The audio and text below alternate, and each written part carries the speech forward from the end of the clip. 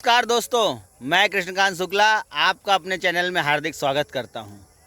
दोस्तों, हमें जीवन में बहुत सारे लोग मिलते हैं जो हमें आशावादी बनाते हैं, हमारी हौसला अफजाई करते हैं कि तुम ये प्रयास करो, तुम ज़रूर सफल होगे।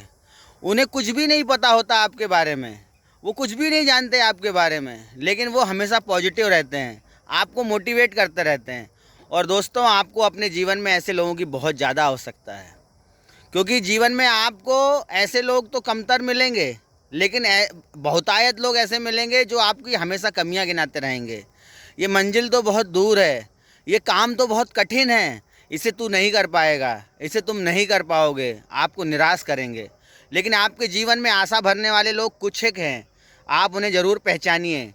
यदि नहीं पहचानेंगे तो आपका जीवन सिर्फ असफलता और निराशा से भरा रह जाएगा।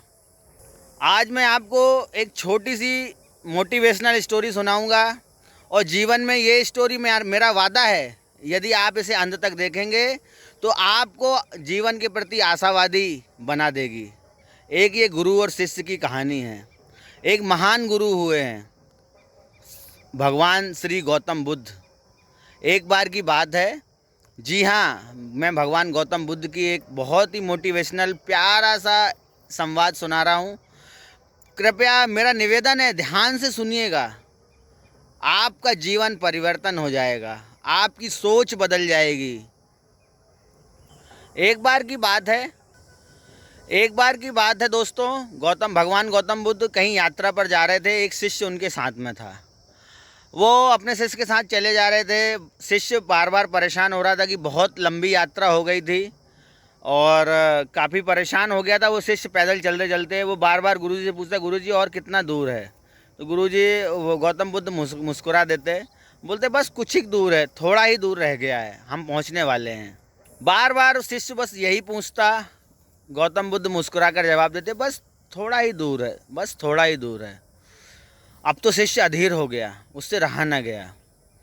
रास्ते में एक खेत में किसान काम करता दिखाई दिया। वो झट से किसान के पास गया। उसने बोला, भाई साहब, ये गांव कितना दूर है? किसान मुस्कुरा दिया। गौतम बुद्ध भी उस किसान की ओर देखकर जोर से मुस्कुरा दिए। वो समझ ही नहीं पाया कि दोनों आपस में क्या देख के मुस्कुरा रहे हैं। उसने बोला, बस आ ही गया, 4 मील दूर है, आ ही गया, आप बहुत ही नज़दीक हैं। चलते चलते 4 मील निकल गए, लेकिन उस गांव का तो पता ही नहीं था जहाँ वहाँ जाना था। एक बूढ़ी अम्मा रास्ते में बैठी दिखाई दी। अपने मकान, छोटा सा टपरिया थी उसकी, मकान था झोपड़ी के बाहर।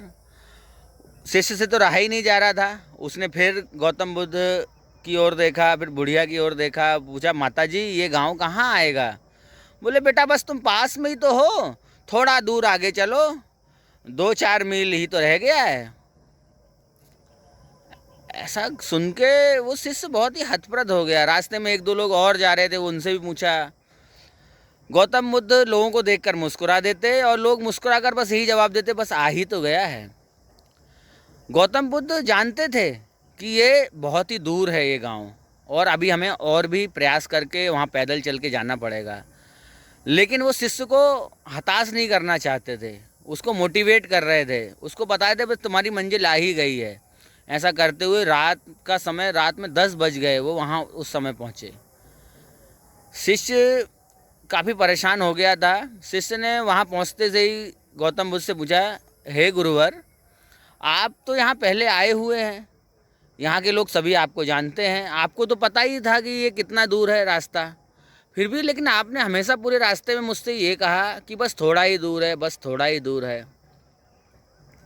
भगवान गौतम बुद्ध ने शांतिपूर्वक मुस्कुराते हुए जवाब दिया, बोले, हे प्रिय, जीवन हमारा ऐसा ही है। जीवन में हमें आशाओं को बांध के रखना होगा, और इस जीवन में हमें आशा बांधने वाले लोग बहुत ही कम मिलते हैं।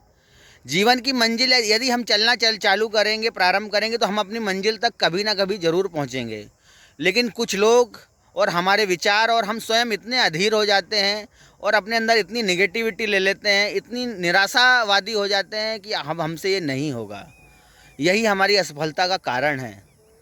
मैंने हमेशा तुमसे ये कहा कि बस हम आने वाले हैं, हम पहुंचने वाले हैं। जो भी लोग मुझे मिले, मैं पहले ही मुस्कुरा देता था, वो मेरे भावों को समझ जाते थे।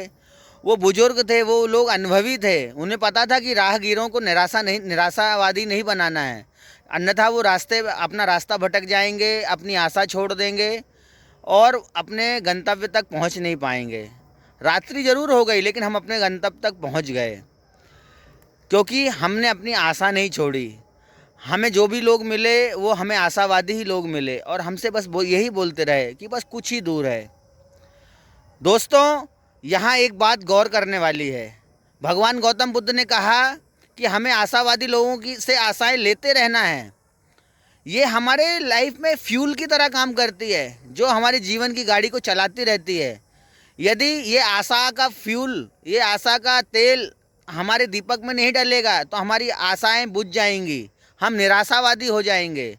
हमें अपनी आशाओं को जगा के रखना है और प्रयास करते रहना है कि जो लोग निगेटिव हैं उनसे दूर रहें, और जो लोग हमें मोटिवेट करते हैं, हमें आशा देते हैं, हमें साहस बंधाते हैं, उनका हम आदर सम्मान करें, उनकी बातों को सुने और अपने काम में लगे रहें। आशा करता हूँ आपको मेरे मोटिवेशनल ब्लॉग अच्छे लग रहे होंगे।